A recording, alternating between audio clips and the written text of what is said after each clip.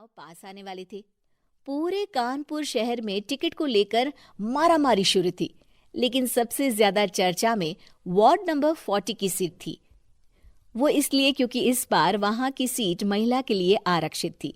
अब सवाल ये था कि चुनाव लड़ेगा कौन।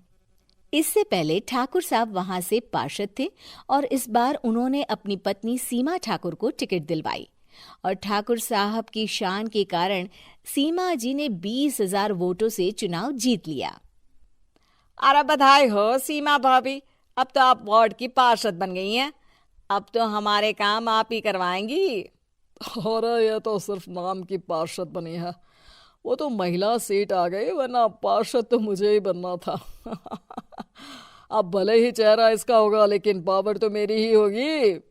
अरे वाह भाई साहब, क्या दिमाग लगाया है आपने भी। आइए आप लोग, खाना लगा दिया है सबके लिए। सीमा जी पार्षद बन चुकी थीं, फिर भी उनकी एक ना चलती। सारे काम ठाकुर साहब खुद ही संभाल लेते और जहां जरूरत पड़ती वहां सीमा जी का अंगूठा लगवा लेते। सीमा जी ज्यादा पढ़ी लिखी भी नहीं थी।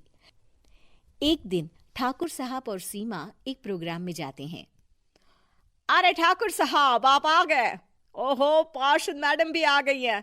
स्वागत है आप दोनों का।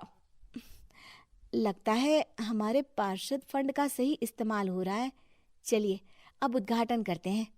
ये लीजिए ठाकुर साहब कैची, आप ही सबसे पहले प्रवेश कीजिए। सब लोग आगे निकल जाते हैं और सीमा जी पार्षद होने के बावजूद भी पीछे खड़ी रह जाती हैं। वो देखती हैं कि वेलकम बोर्ड पर उनका नाम है, लेकिन महिला होने के कारण कोई उनका सम्मान नहीं कर रहा। अगले दिन एक आदमी उनके घर आता है। अरे ठाकुर साहब नमस्कार। कल ना हम नोटिस किए कि हमारा घर तो अवैध है और नगर निगम वाले उसे तोड़ने आ रहे हैं। अरे कुछ कीजिए ना ठाकुर साहब। देखो भाई, मैं तो ज्यादा कुछ कर नहीं सकता, पर अगर तुम सबकी जेब गर्म कर दो तो कुछ हो सकता है। कुल मिलाकर 4 लाख लगेंगे।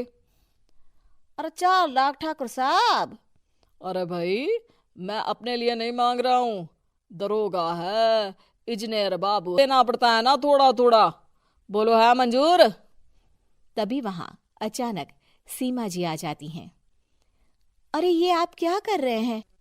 पहले इन्हीं लोगों से तो आपने वोट मांगे, अब इनसे ही पैसे ले रहे हो। अरे चुप रहो तुम, तुम्हारा काम है सिर्फ अंगूठा लगाना, तुम वही किया करो। मुझे दूसरे काम तुम मत सिखाओ, समझी? और तुम ना जाओ, अब पैसे लेकर आओ, वरना जेसीबी किसी भी वक्त आती होगी। सब कुछ ऐसे ही चलते रहता है।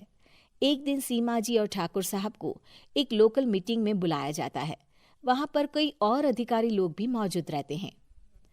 अब मैं चाहूंगा कि ठाकुर साहब हमारे बीच 2 शब्द कहें। मेरे प्यारे भाइयों और बहनों, आज मेरा सौभाग्य है कि मैं आप सबकी सेवा दिन रात कर पा रहा हूं। आपने मेरी पत्नी को भारी मतों से जिताया है, इसलिए मैं आप सबसे वादा करता हूं कि हमेशा की तरह हमारे वार्ड में किसी को कोई तकलीफ नहीं आने दूंगा। सभी लोग तालियां बजाने लगते हैं। अब मैं माननीय पार्षद मैडम को स्टेज पे बुलाना चाहूंगा।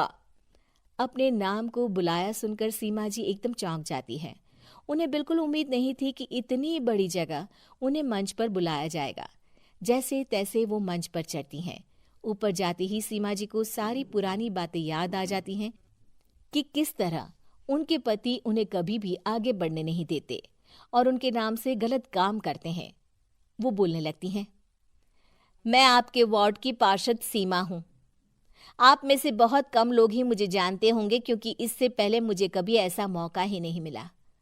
सारे मौके मेरे पार्षद पति यानी आपके ठाकुर साहब ही लेते रहे, लेकिन आज ये मौका मुझे मिला है तो मैं इसे ऐसे ही नहीं जाने दूंगी।